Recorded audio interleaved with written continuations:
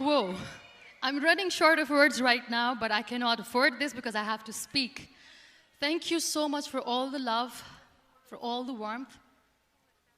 Thank you for accepting me. Thank you very much.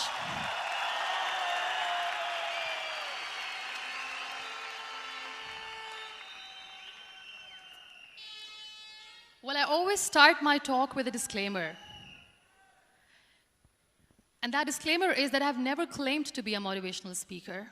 Yes, I do speak, but I feel more like a storyteller because wherever I go, I share a story with everyone. Well, it is a story of a woman whose perfectly imperfect life made her who and what she is today. It's the story of a woman who, in pursuit of her dreams and aspirations, made other people realize that if you think that your life is hard and you're giving up on that because you think your life is unfair, think again. Because when you think that way, you are being unfair to your own self. It's the story of a woman who made people realize that sometimes problems are not too big. We are too small because we cannot handle them.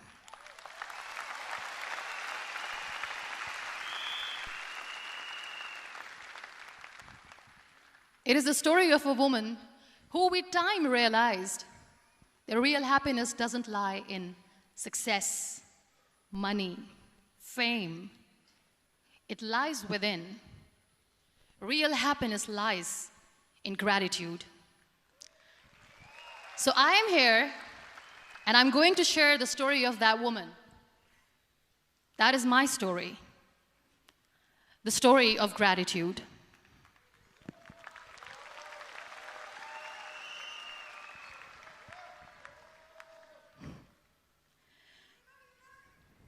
I love you too. I love you all.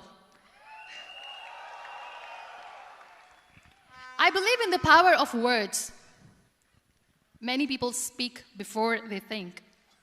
But I know the value of words. The words can make you, break you, they can heal your soul, they can damage you forever. So I always try to use the positive words in my life wherever I go.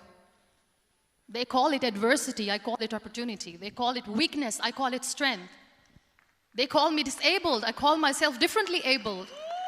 They see my disability. They see my disability, I see my ability. There are some incidents that happen in your life, and those incidents are so strong that they change your DNA. Those incidents or accidents are so strong that they break you physically. They deform your body, but they transform your soul.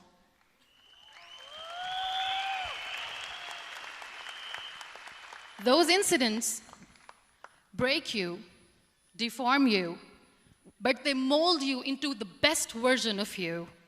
And the same thing happened to me. And I'm going to share what exactly happened to me. I was 18 years old when I got married. And this thing I'm sharing for the very first time on an international level. I was 18 years old when I got married. I belonged to a very conservative family, a Baloch family, where good daughters never say no to their parents. My father wanted me to get married. And all I said was, if that makes you happy, I'll say yes. And of course, it was never a happy marriage. Just about after 2 years of getting married, about 9 years ago, I met a car accident. Somehow my husband fell asleep and the car fell in the ditch. He managed to jump out, saved himself. I'm happy for him. But I stayed inside the car and I sustained a lot of injuries. The list is a bit long. Don't get scared. I'm perfectly fine now. Radius ulna of my right arm were fractured. The wrist was fractured. Shoulder bone and collarbone were fractured. My whole rib cage got fractured. And because of the rib cage injury, lungs and liver were badly injured. I couldn't breathe. I lost urinary bowel control. That's why I have to wear the bag wherever I go. But that injury that changed me and my life completely as a person and my perception towards living my life was the spine injury. 3 vertebrae of my backbone were completely crushed, and I got paralyzed for the rest of my life. So this accident took place in a far-flung area in the outskirts of a very small province, Balochistan, where there was no first aid, no hospital, no ambulance. I was in the middle of nowhere in that toppled car. Many people came to rescue. They gave me CPR. They dragged me out of the car. And while they were dragging me out, I got the complete transection of my spinal cord. And now there was this debate going on. Should we keep it here? She's going to die. Where should we go? There is no ambulance. There was this 4-wheeler Jeep standing in the corner of the street. They said, put her in the back of the Jeep and take her to the hospital, which is 3 hours away from this place. And I still remember that bumpy ride. I was all broken. They threw me at the back of the Jeep and they rushed me to the hospital. That is where I realized that my half body was fractured and half was paralyzed. I finally ended up in a hospital where I stayed for 2.5 months. I underwent multiple surgeries. Doctors have put a lot of titanium in my arm. There's a lot of titanium at my back to fix my back. That's why people in Pakistan call me the Iron Lady of Pakistan. Sometimes I wonder how easy it is for me to describe all this all over again. And somebody has rightly said that when you share your story and it doesn't make you cry, that means you have healed.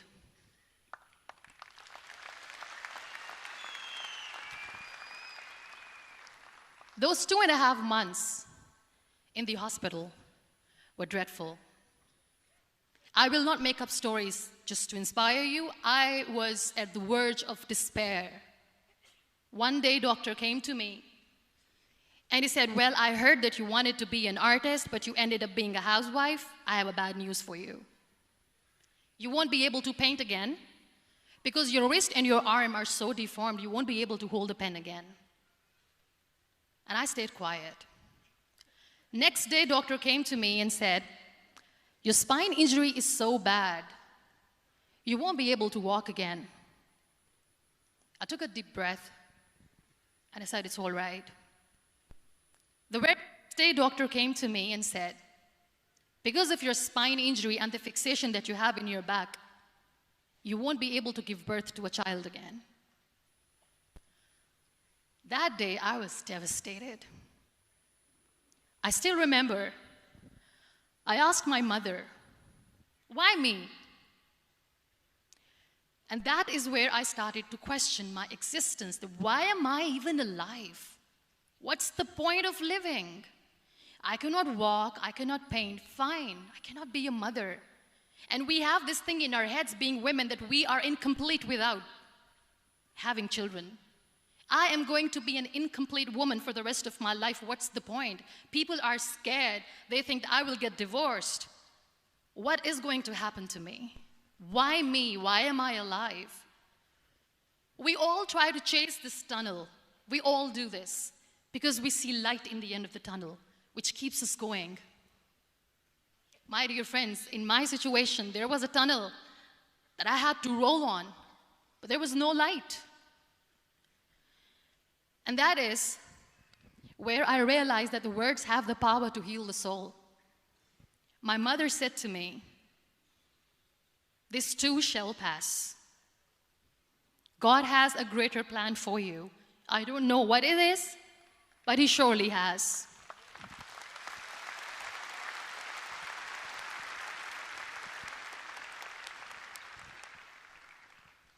And in all that distress and grief, somehow or the other, those words were so magical that they kept me going. I was trying to put that smile on my face all the time, was hiding. It was so hard to hide the pain, which was there. But all I knew was that if I will give up, my mother and my brothers will give up too. I cannot see them crying with me. So what kept me going was, one day I asked my brothers, I know I have a deformed hand, but I'm tired of looking at these white walls in the hospital and wearing these white scrubs. I'm getting tired of this. I want to add more colors to my life. I want to do something. Bring me some colors. Bring me some small canvas. I want to paint. So the very first painting I made was on my deathbed, where I painted for the very first time. It was not just an art piece or just my passion. It was my therapy. What an amazing therapy it was. Without uttering a single word, I could paint my heart out. I could share my story. People used to come and say, "What lovely painting, so much color." Nobody could see the grief in it. Only I could. So that's how I spent 2.5 months in my hospital, crying, never complaining or whining, but painting. And then I was discharged, and I went back home.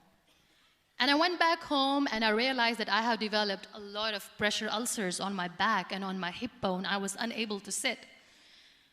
There were a lot of infections in my body, a lot of allergies. So doctors wanted me to lie down on the bed straight for not 6 months, for not 1 year, for 2 years.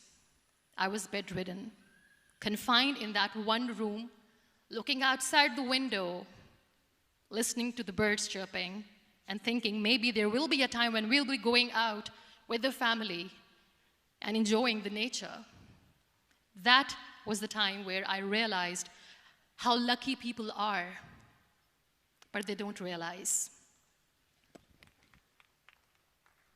That is the time where I realized that the day I'm going to sit, I'm going to share this pain with everyone to make them realize how blessed they are, and they don't even consider them lucky. There are always turning points in your life. There was a rebirth day that I celebrated. After 2 years and 2.5 months, when I was able to sit on a wheelchair, that was the day when I had the rebirth. I was a completely different person. I still remember the day I sat on the wheelchair for the first time, knowing that I'm never going to leave this, knowing that I won't be able to walk for the rest of my life. I saw myself in the mirror, and I talked to myself. And I still remember what I said. I cannot wait for a miracle to come and make me walk. I cannot sit in the corner of the room crying, cribbing, and begging for mercy because nobody has time. So I have to accept myself the way I am. The sooner, the better. So I applied the lip color for the first time.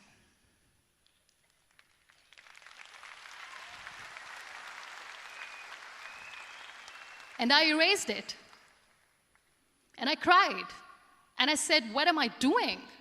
A person on a wheelchair should not do this. What will people say? Clean it up. I put it again. This time I put it for myself. Because I wanted to feel perfect from within. And that day I decided that I'm going to live life for myself. I am not going to be that perfect person for someone. I am just going to take this moment and I will make it perfect for myself. And you know how it all began? That day I decided that I'm going to fight my fears. We all have fears. Fear of unknown, fear of known, fear of losing people, fear of losing health, money. We want to excel in career, we want to become famous, we want to get money. We are scared all the time.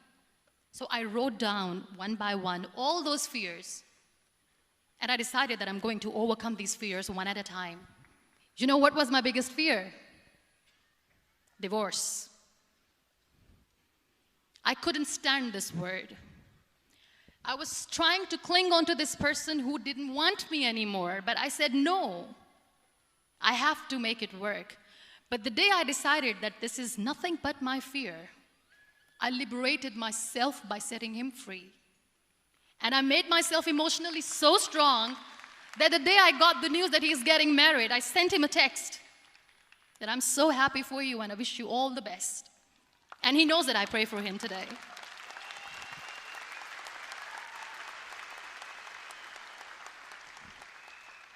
My biggest fear, number 2, was I won't be able to be a mother again. And that was quite devastating for me. But then I realized there are so many children in the world, all they want is acceptance. So there is no point of crying, just go and adopt one. And that's what I did.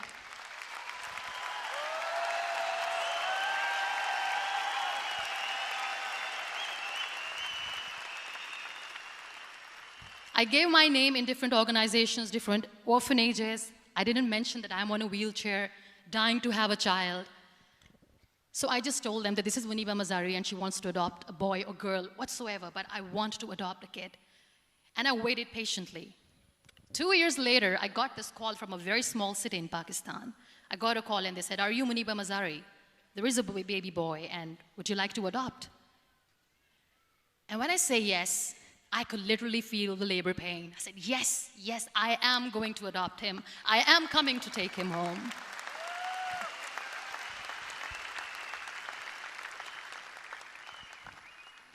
And when I reached there, the man was sitting and he was looking at me from head to toe. And in back of my head, I kept thinking that, oh my God, he's going to say she's on the wheelchair, she doesn't deserve it. How is she going to take care of him? And I looked at him and I said, "Do not judge me because I'm on the wheelchair." But you know what he said? He said, "I know you will be the best mother of this child. You both are lucky to have each other."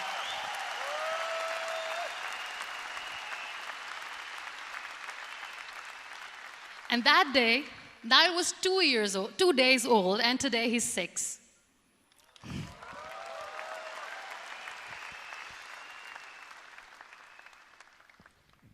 You'll be surprised to know another bigger fear that I had in me. It was facing people. I used to hide myself from people. When I was on bed for 2 years, I used to keep the door closed. I used to pretend that I'm not going to meet anyone, tell them that I'm sleeping. You know why? Because I couldn't stand that sympathy that they had for me. They used to treat me like a patient. When I used to smile, they used to look at me and say that, "You're smiling, are you okay?" I was tired of this question being asked, "Are you sick?"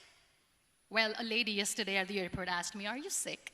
And I said, "Well, besides the spinal cord injury, I'm fine, I guess."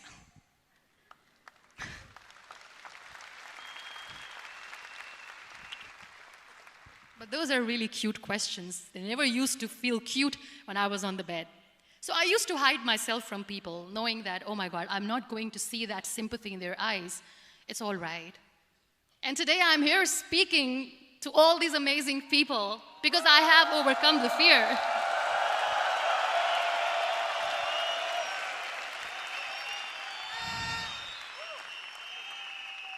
You know, when you end up being on the wheelchair, what's the most painful thing?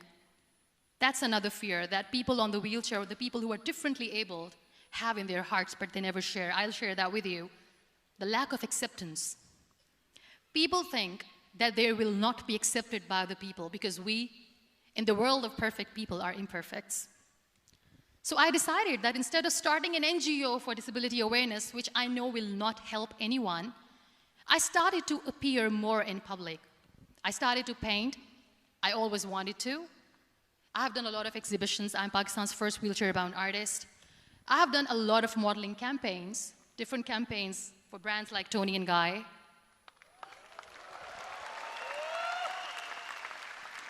I have done some really funny, breaking the barriers kind of modeling.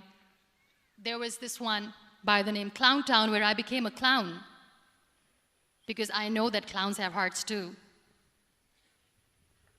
And then I also decided that if I really want to make the difference, I am not going to let people use me for their polio campaigns where they will make you a victim and an emblem of misery and mercy and will say that, you know what, give polio drops to your children or they'll become like this girl. I decided that I'm going to join the national TV of Pakistan as an anchor person. And I've been doing a lot of shows for the last 3 years.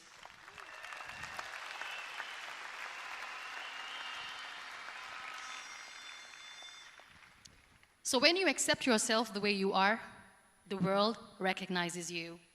It all starts from within. Thank you. I became the National Goodwill Ambassador for UN Women Pakistan, and now I speak for the rights of women, children. We talk about inclusion, diversity, gender equality, which is a must. I was featured in BBC 100 Women for 2015. I'm one of the Forbes 30 under 30 for 2016. And it all didn't happen alone. You all are thriving in your careers. You have bigger dreams and aspirations in life. Always remember one thing. On the road to success, there is always we, not me. Do not think that you alone can achieve things. No.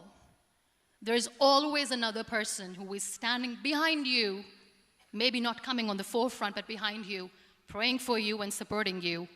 Never lose that person. Never.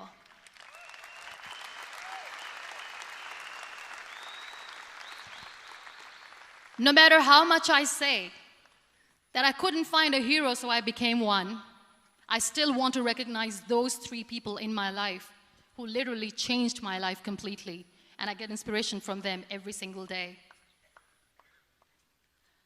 Waleed Khan. Many people know about the terrorist attacks in Pakistan. We have lost many people. And I'm sharing this with a very heavy heart because we actually have lost a lot of people in this huge turmoil of terrorism.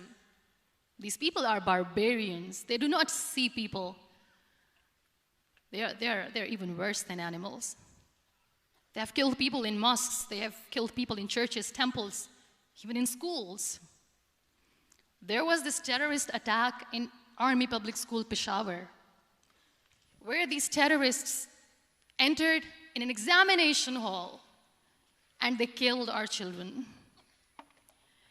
And in that attack, that day, this beautiful boy, Waleed Khan, who was my hero, my real life hero, was the proctor who was taking care of the students, was keeping an eye on the students. Those barbarians shot him 3 times in the face, 5 times on his body, and he fell down. I was asked to give a talk in the school after a week of that terrorist attack. With a very heavy heart, I went there and I spoke. We sang a few national songs. I thought that maybe I've done my part, but deep inside, it was killing me.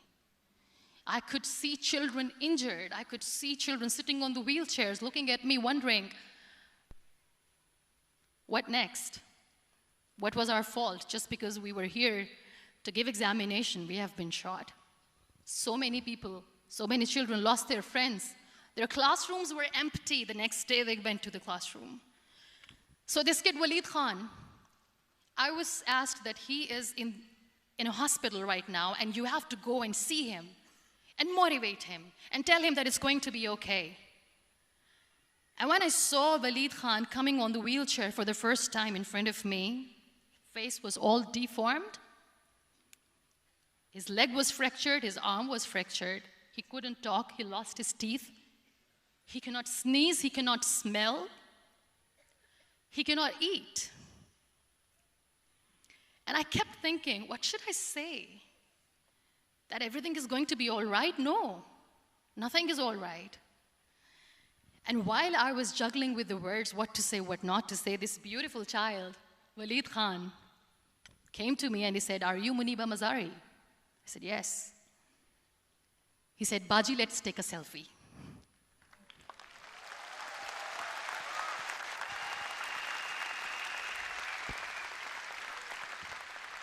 And with that beautiful, toothless smile of Waleed Khan, we took that beautiful selfie that I still have with me.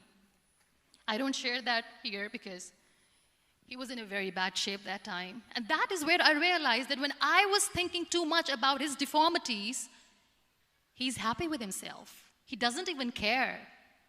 Because today he goes in the same school, and when somebody asks him that what happened to your face, why so many scars, you know what he says? "These scars are my medals and I wear them with pride." And how beautifully he says that terrorists wanted me not to study. I am going to study. I will become a doctor one day. And this is my way of taking revenge from those terrorists. Another real-life hero, of course, my son. His name is Nile, N-I-L-E, River Nile. I learned so much from this kid. The first and foremost thing is patience. How to be patient when you know that your mother cannot walk, when you know that your mother is different from the other women, when you know that your mother cannot go out and play with you, how to stay calm. He loves football. And when we got the very first football, he was 4 years old. He was super excited. I still remember he came in the room and he said, "Mom, let's play football." And he kept the ball in my feet. And he said, "Let's kick it." And that day I felt disabled. I said, "I cannot kick the ball." And I was down with the same face. He looked at me and he said, "Well, that's all right. Your legs are not working, but your hands do. Let's play catch the ball."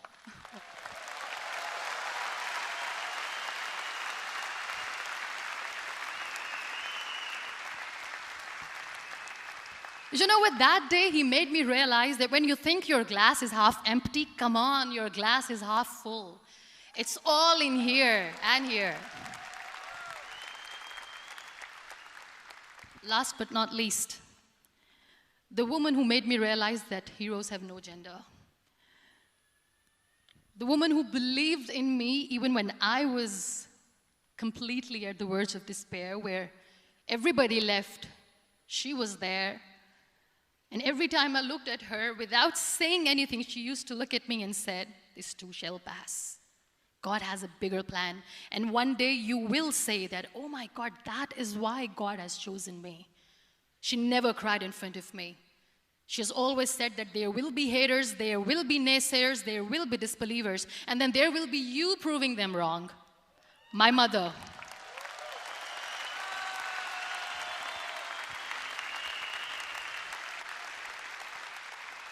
Whatever I am today, I'm nothing without her. I'm nothing without her. Thank you, Mama. I wish you were here. Thank you for making me who I am today.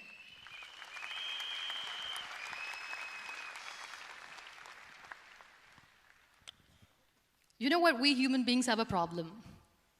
Out of many problems, there is one more, and this is a self-created one.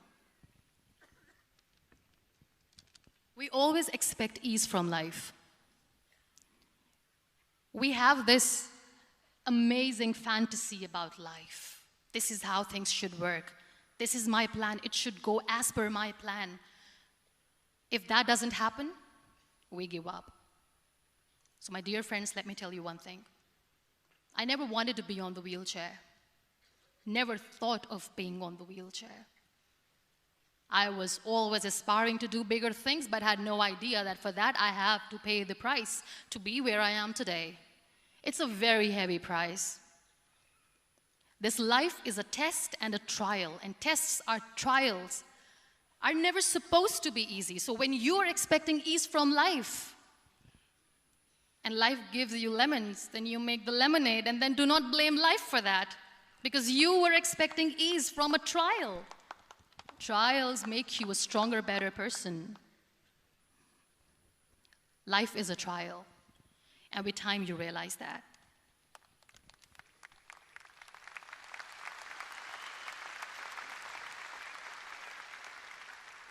It is okay to be scared. It is okay to cry. Everything is okay, but giving up should not be an option. They always say that failure is not an option. Failure should be an option, because when you fail, you get up, and then you fail, and then you get up, and that keeps you going. That's how humans are strong.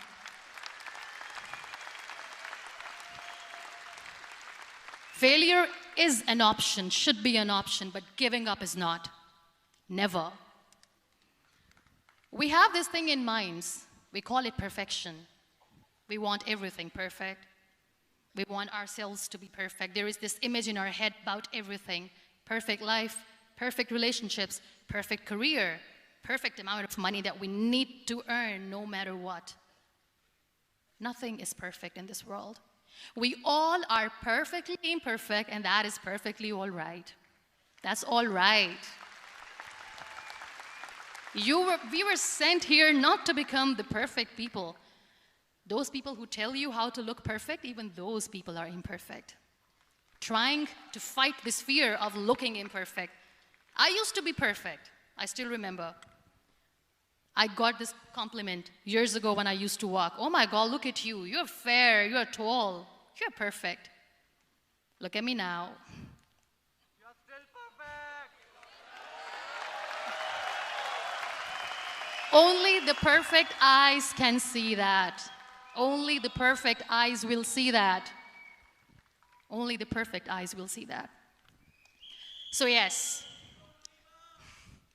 in all those imperfections, you have to listen to your heart. You don't have to look good for people. You don't have to be perfect just because other people want you to be perfect. If your soul is perfect from within, that's all right. This is all what you want. This is all what you need to be. Our society has made very weird kind of norms to look perfect and great. For men, it's different. For women, it's different. We think too much about what people say. We listen to ourselves too little. You know what makes you perfect? When you make someone smile. You know what makes you perfect? When you try to do something good for the people around you. You know what makes you perfect? When you feel someone's pain. And how beautiful pain is that it connects you with people. No other medium can connect you with others but pain. That's why I always say that I'm in pain, and that's a blessing in disguise for me. Today, just because I'm in pain and I'm on the wheelchair, I work for children. Being the head of CSR for a company, we conduct medical camps in far-flung areas of Pakistan where so many kids die because they don't have medical facilities. And I personally believe just because they cannot afford to live doesn't mean we'll let them die. So we give them money, we give them medical treatment, we try to heal their wounds, physical and emotional. And I also work for the beautiful people, we call them third gender, the transgender community of Pakistan. You know what connects me with them? All my imperfections. When I go and I hug them, they never judge me. And this very good friend of mine, her name is Bijli. Bijli means electricity. She calls herself electricity. And I said, are you electricity? She says, no, I'm lightning. I'm as strong as lightning. Because we have very bad power outage, so she doesn't want me to call her electricity. So she says, I am very strong. I'm thunder, I'm lightning. She came to me, and the first time I hugged her, she said, you are just like me. And I said, yes, I am like you. Because to people, we are so imperfect. So how beautiful these imperfections are, that because of these imperfections, you can connect with people. Then why are we all running after being perfect? What's the point?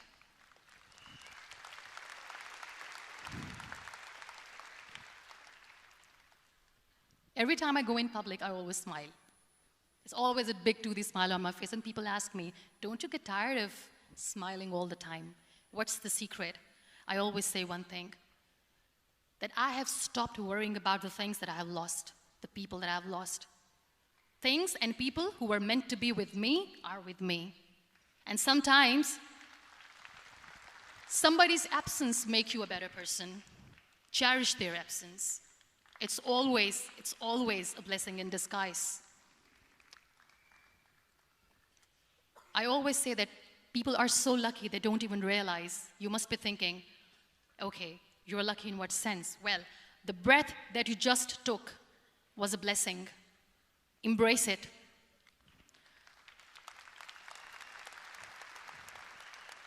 There are so many people in the world who are dreaming to live a life that you are living right now. You have no idea. Embrace each and every breath that you are taking. Celebrate your life. Live it. Don't die before your death. We all die.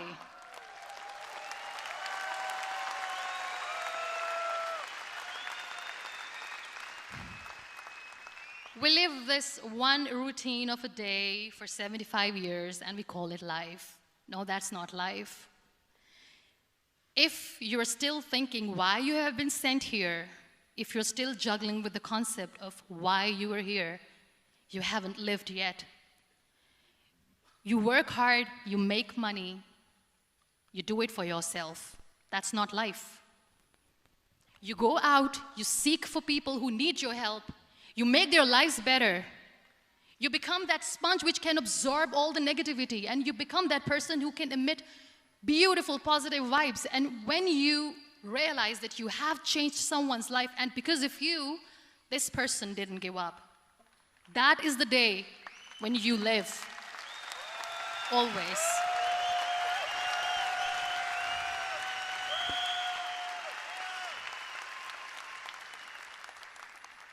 We were talking about gratitude, why I smile all the time. I cry all night when nobody sees me, because I'm a human and I have to keep the balance. And I smile all day because I know that if I will smile, I can make people smile. That keeps me going.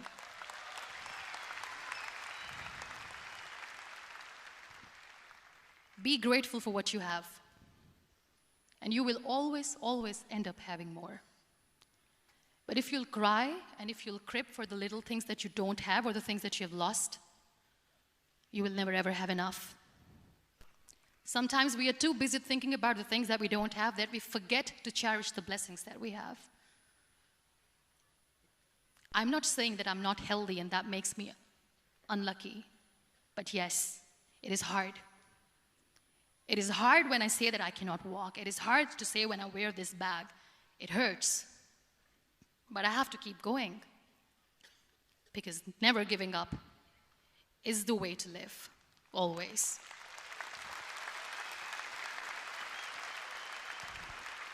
So I'll end my talk on a very short note.